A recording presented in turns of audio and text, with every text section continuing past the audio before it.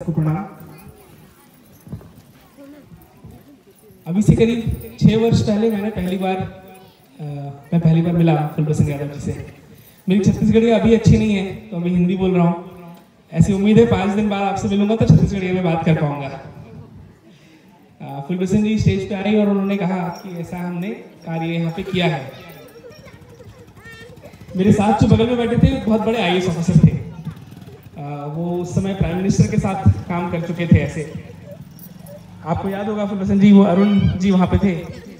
और अरुण जी उम्र में बड़े हैं हमसे। अरुण जी 70 साल के हैं, रिटायर्ड सेक्रेटरी लेवल पे गवर्नमेंट ऑफ इंडिया में, काफ़ी बड़े अफसर, देश के सबसे बड़े अफसर में से एक। वो इनके बात बोलने वाले थे और दीदी स्टेज से उतरी और उन्होंने इनके पैर छुए। वो उम्र में बड़े थे, अगर हम एक सामाजिक पद की बात करें तो उसमें बड़े थे। और उन्होंने कहा कि आप वो कर रही हैं जो मैं बचपन में सोचता था करने का, समाज में रह के समाज में बदलाव लाने का। पहली बार वो समय था जब मन में आया कि ऐसा कुछ कार्य करना है। कई बार हर साल कुछ अलग अलग मौकों पे दीदी से मिलना रहा।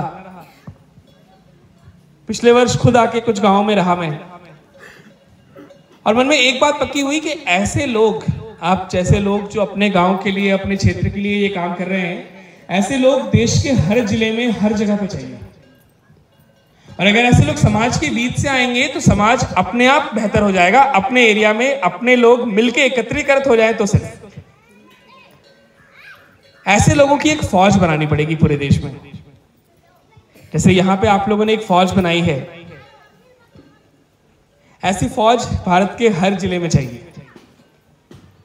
और उसके लिए बहुत सारे लोग चाहिए जो ये कार्य को अपने जीवन दे, जैसे दीदी ने दिया, आप सबने दिया।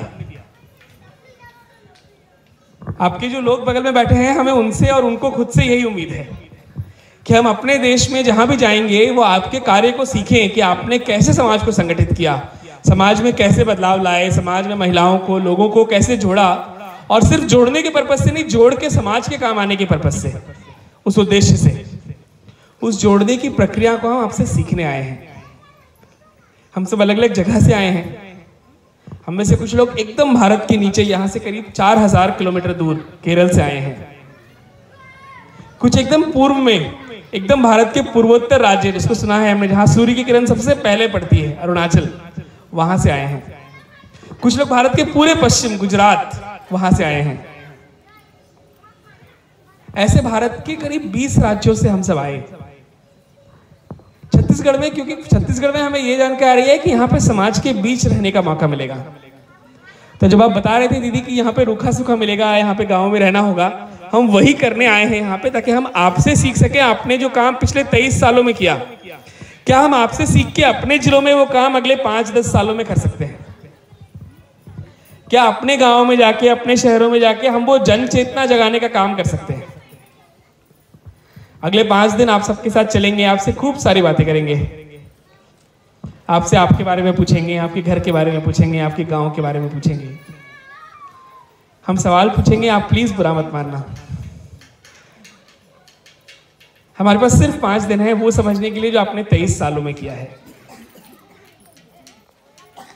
इन सबका एक ही उद्देश्य है कि ये सारे लोगों के अंदर, जो आपके अंदर आग है, जो आपके अंदर एक चेतना है कि कुछ करना है, अपने जीवन को, अपने समाज के जीवन को बदलना है, वो जन चेतना हम सबके अंदर जलनी चाहिए।